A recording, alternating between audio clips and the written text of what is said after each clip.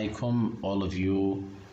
Good morning. This is me, د.هاني الحسني, and that's the course of novel for junior students. So I hope that we can talk as much as we can before finishing that kind of novel. We still explaining the ideas that involved in the 1984 novel which was written by George Orwell. So we said that last time we conveyed the message about chapter 1 to 6, and today we need to continue what is the most important part. So in that concept we have to understand that in chapter 7 what happened here, he or Winston still look at his diary and write down some ideas related to revolution or what is the exact thinking, and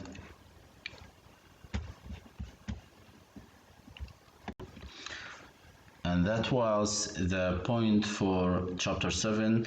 We can trace the rising actions. So we say there is the plot elements, we have exposition and then rising action within the conflict and then the climax, and here we can recognize that rising action here as a rebellious person who is looking for a revolution.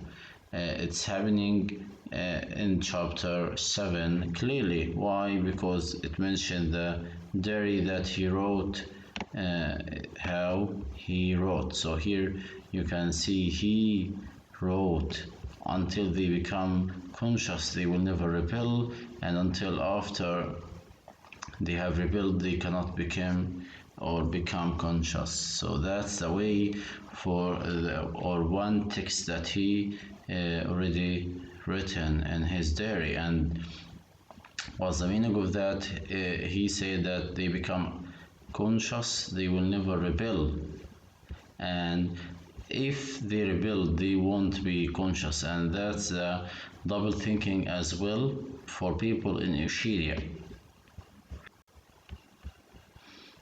So you can see here some elements, and you can check out the language. If we recognize here the language, he reached down and scratched his ankle again, day and night. The screen bruised your ears with statistics proving that people today had more food, more clothes, better houses, better reaction or recreations, that they lived longer, worked shorter hours, were bigger, healthier, stronger, happier, more intelligent, better educated than the people of 50 years ago. And that's for sure an irony about the real Oceania, because what you can recognize here is kind of falsification. Nothing happened in the reality like this.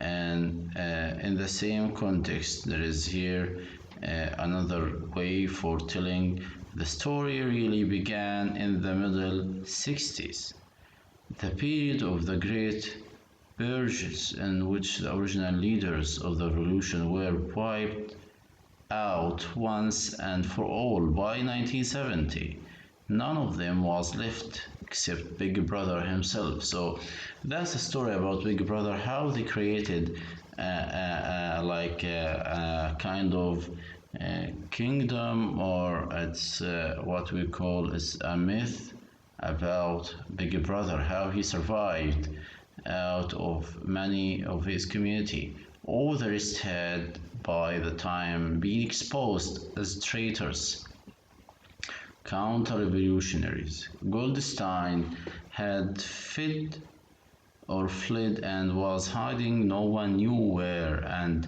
of the others. So Goldstein here is a character that already hidden somewhere, and Big Brother, it looks like he's the leader.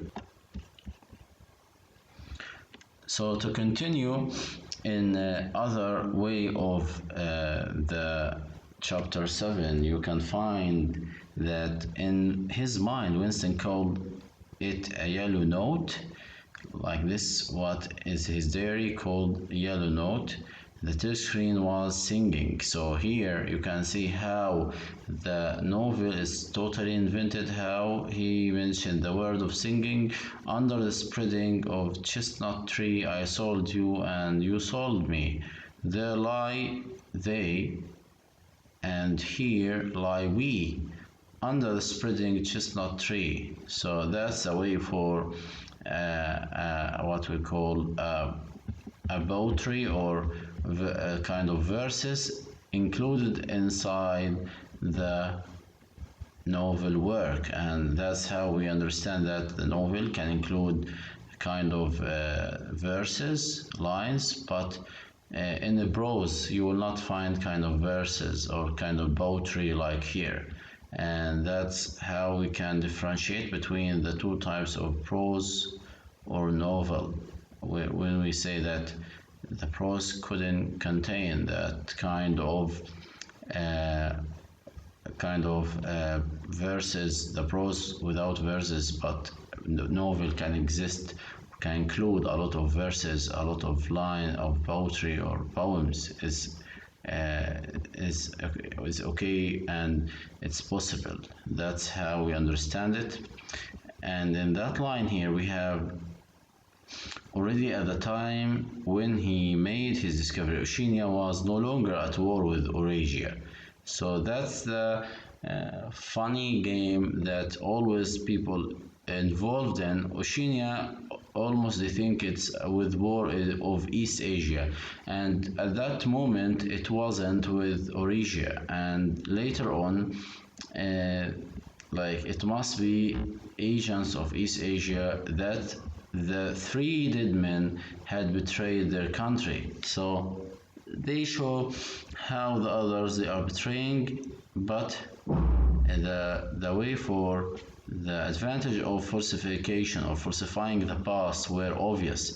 That's how people will not recognize which one is true, which one is not. I understand how, I don't understand why. And that's a question. He understands how it can be changed because he's working in recording, but he didn't understand why they already did that. For what purpose? What is the reason to falsify the history? And here another point that he mentioned, but no, his courage suddenly stiffened and the face of O'Brien. So after Winston keep writing and asking himself many questions, suddenly O'Brien in front of him, and that's how he or Winston got shocked, because it means like maybe he found out what he did, and that's why from that moment he felt maybe O'Brien already recognized him.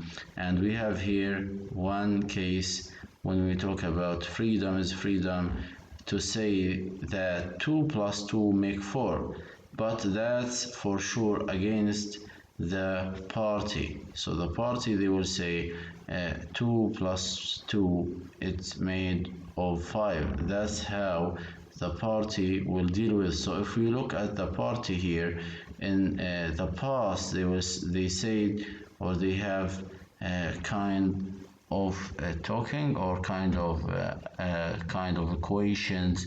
These equations is already no longer changed. Like here, the party said in the end, party would announce that 2 and 2 made 5. However, Winston said no, freedom is the freedom to say that 2 + 2 make 4, and that's how the logic it's working here. And then we need to move to chapter 8. In chapter 8, what happened in quick or in general, like we have to understand there is a kind of quotation which called When Memory Failed and Written Records Were Falsified. So that's how the falsification can be there when you change the history. In chapter 8, what happened? Winston goes for a walk through the Pearl and district, and he enters pub where he sees an old man, possible link to the past. So he found that old man. He wants to do something with that old man, to ask him about what happened in the past.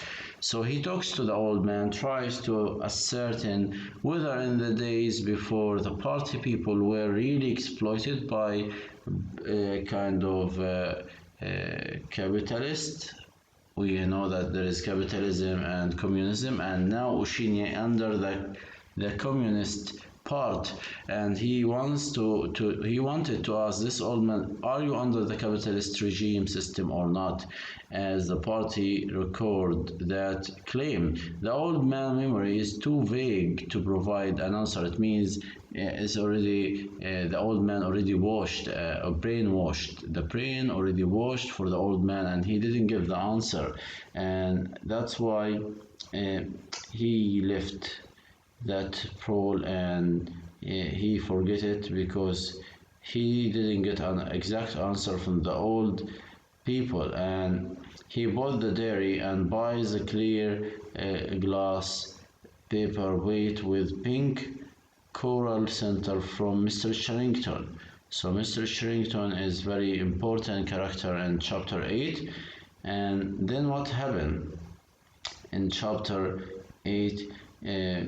He decided to back home and to commit suicide before the party catches him. He realized that if the thought police catch him, they will torture him before they kill him. And then he tried to think about O'Brien. That's how Winston lived a very bad time. In chapter 8, he imagined the darkness, and he remembered the O'Brien words when he said there is no darkness. So he mentioned, or he remembered O'Brien words when he said there is no darkness, and he felt everything around him is in darkness. And last, he cannot help but, or he cannot say anything but repeating the party slogans: war is peace, freedom is slavery, ignorance is strength. And that's how he avoid that kind of clash with O'Brien. So if you look here at the longer conversation with O'Brien, what he wanted to add to his book and to his diary, how he changed his mind. Like he said here, I was passing and Winston vaguely, I just looked in, I don't want anything in particular. That's how the conversation, it looks like it has nothing to do with, and then he left. Here we have, like, it's a beautiful thing, it's a beautiful when he talked to himself about kind of previous life. And when we look at here, there is something related. There is not a screen, he couldn't help murmuring, said the old man. So the old man here afraid, and Winston informed him that there is not a screen, please try to say something about the past. And there is nothing here about the past to tell him whether they are capitalist or communist. That's why it's very disappointed to Winston when he realized there is no answer. And he said, oranges and lemons say the pill of St. Clement. So oranges and lemons say the pill of St. Clement, that was rhyme we had when I was a little boy. So that's kind of a song they know for kids, or they knew, and how they always repeated that kind of song. We have here also kind of a lot of conversation last, and the very important part when we read the last what we call paragraph, he tried with little more success than before to summon up the image of O'Brien, and that's how Winston always lived of his dreaming. The face of Big Brother swam into his mind, and then he repeated that kind of slogan. So that's in chapter 9, another action that happened. Then in chapter 9 we again say that this chapter is about how Winston already recognized a dark-haired girl, and this girl later on we know the name of her is Julia. How he already say to her that I love you into a note. So he wrote a note to Julia. Even he didn't know her name, but he passed this note to inform her that he already in love with her. Winston tries desperately to figure out the note, and he has long suspected that the dark-haired girl is a political spy monitoring his behavior, but now she claims to love him back.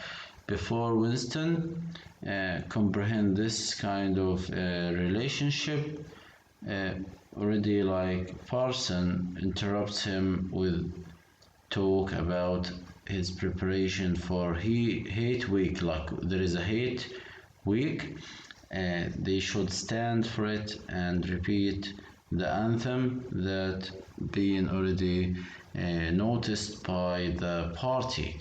And for that concept of chapter 9 we can find it's very quick. It's just a description about the relationship, and kind of too much thinking about what are the assumptions.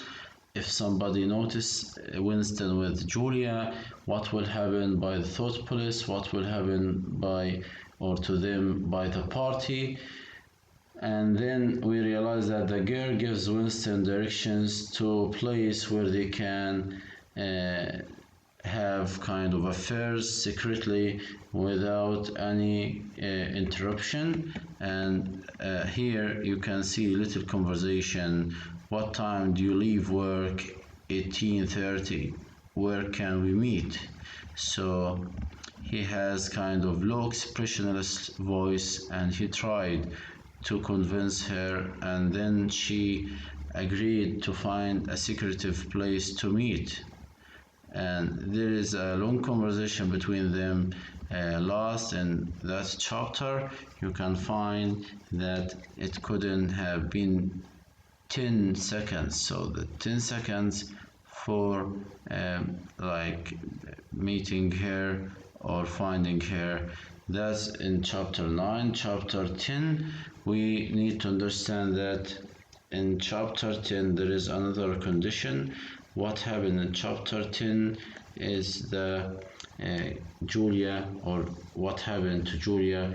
Winston already regularly meets Julia, but he's still worried about the microphone that hidden in the bushes, and that's why Winston becomes aroused when they move into the woods. So when they went inside the jungle or the woods, he here we have he looked up, it was the girl. She shook her head evidently and then narrow track into the wood. So in page 67 you can find how they moved into the bushes, and these bushes it looks like it's too hard to find them because it has a lot of trees, and that how we describe that kind of chapter 10 is a kind of quick chapter. In the same time this chapter showed the rising action that leading us later to the climax. by doing that kind of affair secretively without informing the Ministry of Love about his relationship. And that's how the others will like say how Winston tells her that more men she has been with, the more he loves her. And that's like very kind of ironic. It means that more party members are committing crimes. That's how the conversation moved on with Julia and Winston. So if we look down, we have like kind of a little conversation. Strong body now helpless in sleep, awoke in him a pitying. We have here, but you couldn't have pure love or pure lust nowadays. No emotion was pure. So here, in case of the emotion, they announce or they inform each other that everything is already mixed with fear and hatred, and there is no pure love. Their embrace had been a battle, the climax victory. It was blow struck against the party. So that's the point of what happened to love at that moment or at that time in Oceania. There is no love, pure love, because everything is mixed because of hatred and war. In chapter 11, we have a kind of very important action. Julia makes the practical preparation for their return of London, and Winston already like linked to her. He wants to think again about his normal life, how he can live a normal life. And that's how Julia tried to think with Winston about a very normal life that they could live somehow in another place away from Oceania. And within that, Winston tells Julia about his ex-wife, Catherine. You know, like Winston has an ex-wife, and during what he said, he thought about pushing her off a cliff. He says that it wouldn't have mattered whether he pushed her or not, because it is impossible to win against the forces of oppression. And that's how he reminded her of his previous or ex-wife and what she did to him. That's chapter 11 in a quick, and you can see like the description here. Julia was 26 years old. She lived in a hostel with 30 other girls, always instinct of women. How I hate women, she said parenthetically. And then she worked. She had guest on the novel writing machine in the fiction department. She enjoyed her work, which consisted chiefly in running and servicing a powerful but tricky electric motor. So now you can find in page 74 kind of description of Julia. She wasn't clever, but was fond of using her hands and felt at home with machinery. She could describe the whole process of composing a novel from the general directive. So she is very creative in writing or rewriting, and that's how she used to live under that kind of regime or the party. And then when we have here something related to books were just a commodity that had to be produced like jam or potlucks. So that's the way for that chapter, and a lot of things that you can find in this chapter, but the end or the last for that chapter you can find a little conversation, and in her practical way she scraped together a small square of dust with a twig from pigeon nest, and that's how you can find the relationship is already growing up so fast. Chapter 12, if you look at chapter 12, you can or we can understand that in chapter 12 we have Mr. Charrington, and you will find the Charrington shop from the first line. So what happened here? Winston wants to meet Charrington or Mr. Charrington at his shop, and he was renting a room within that shop, and that's why the thing that we need to understand that room, it's already a secret between Charrington and Winston, because he did his affairs with Julia secretly, and Winston and Julia already busy with the city because of Hate Week.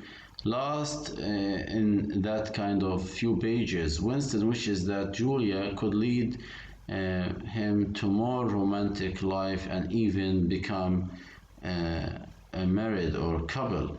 That's how chapter 12 looked like, and how he is looking for better or betterment life. That's how also Julia needs to be with him even in any place, and you can find like Winston sit gazing, imagining Julia with him in eternal paces. That's what happened for the whole chapter 12. They live a good romantic moment. They enjoy talking about their future if they are married and what they want to do. And last here, the last we can see like paper weight was the room he was in, and the coral was Julia's life and his own, fixed in a sort of eternity at the heart of crystal. So they have a kind of little description about his romantic life, but it's not a big deal for chapter 12. Chapter what we call 13, we reach chapter 13, and that chapter 13, it has a lot of actions. Why? Because Winston predicted to find or predicted Syme vanishes, and Syme here is a kind of inner party member, and you can see like what happened during the Hate Week. Its city comes alive with the heat of the summer, and even the pools seem rowdy. Parsons hang steamer and his children. There is a hate song written in celebration. Everybody should repeat or say something about the hate song.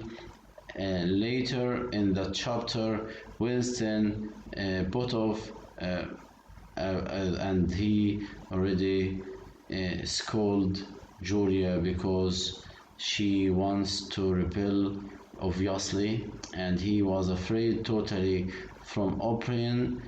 She tells him that she believes the war and the party enemy like Emmanuel Goldstein to be party inventions. And here like in this chapter 13, the conversation engaged with Julia, and Julia suddenly informed O'Brien about the affairs, like he said that would allow him to marry Julia. That's a way for O'Brien to be in since that announcement. You can here recognize the whole conversation with Charrington. We have also Syme. We have whatever we have Emmanuel Goldstein. That's the way for thinking about it. So the tales about Goldstein and his underground army, she said, were simply a lot of rubbish which the party had invented for its own purposes. So if we look at the Goldstein stories, it looks like, as she already informed Winston and O'Brien, it's kind of rubbish, it's not existed, and times beyond number at party rallies and spontaneous demonstrations, she had shouted at the top of her voice for execution of people whose names she had never heard and in whose supposed crime. So a lot of falsification she recognized, and how she showed her voice to become a rebellious or to rebel against that kind of system or regime. And here sometimes he talked to her of the records department, how they already changed everything. In the same time, they discussed another point, like here in the last, they simply swallowed everything. What they swallowed did them no harm because it left no residue behind, and just as grain of crown or corn will pass undigested through the body of a bird. And that's the way of the conversation that Winston showed there is a lack of concern, and Goldstein, what he said is not totally true, and even Julia shouldn't involve in that conversation. And last, we have here the chapter 14. In chapter 14, what we can find is about the O'Brien make contact with Winston, who has been waiting for the moment of his life during the meeting. What happened with meeting or with the O'Brien in the Ministry of Truth? Winston is anxious and excited. In the same time, O'Brien alludes Syme and tells Winston that he can see a new speak dictionary if he will come to O'Brien House one evening. Winston feels that his meeting with O'Brien continues a path in his life, and it will be the first rebellious thought. He thinks that O'Brien will help him to be something, and that will lead him to do something with Ministry of Love. But what happened? Where he expects to be killed. He expects to be killed because of Ministry of Love, and he accepts his fate. He is thrilled to have O'Brien address, so because he wants to get that kind of like information, he has to be in O'Brien house. And you can see, like here, the conversation looked like very simple. Why? Because when we look at the last one, they had been talking to one another for a couple of minutes, and then it had been contrived as a way of letting Winston know O'Brien address. So Syme helped O'Brien or help Winston to know O'Brien address. This was necessary because, except by direct inquiry, it was never possible to discover where anyone lived. So Syme helped Winston to get O'Brien address. That's why Winston looked for something that helped him in Ministry of Love. And because of that, what happened here, so I can be found, was what O'Brien had been saying to him. Perhaps there would be even a message for that dictionary. He needs that Winston look for this dictionary. The conspiracy that he had dreamed of did exist. So now Winston reminded himself that the conspiracy can be there, and he knew that sooner or later he would obey O'Brien's summons. So That's how Winston think about himself in chapter 14. He should obey. He should obey O'Brien. And then he had moved from thoughts to words. And now from words to actions. There is an action after the diary. So here if you can find out, the second had been the opening of the diary. That's kind of diary already recognized by O'Brien. He had accepted it, and the end was contained in the beginning, but it was frightening, or more exactly, it was like foretaste of death. So now in chapter 14, like Winston recognized so many things, and he has a forecast of death, or a forecast of being caught by O'Brien. And even while he was speaking to O'Brien, when the meaning of the words had sunk in, a chilly, shuddering feeling had been taken possession of his body. He had the sensation of stepping into the dampness of a grave. So he looked for a grave, or he finds himself like he's a dead man, and he has nothing to do with O'Brien. So that's our lesson today. I wish that you can revise a lot of things in chapter, and I will see you later in another video. Thank you very much for listening.